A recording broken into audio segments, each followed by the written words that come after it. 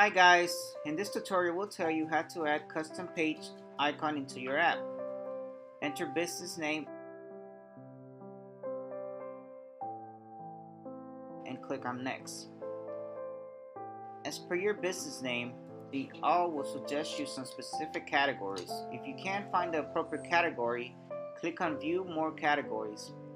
Here you will see all the categories. Choose the one that best suits your business.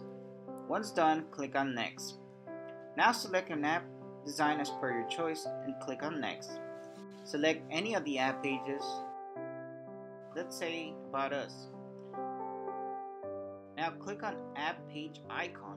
Here you will see three sections. Select icon, select image, and upload custom icon. Go to upload custom icon and click on the image. Now select the image from your device and click open. You'll be redirected to crop image window. Here you can crop the image as per your needs. Once done, click on save. Now click on OK.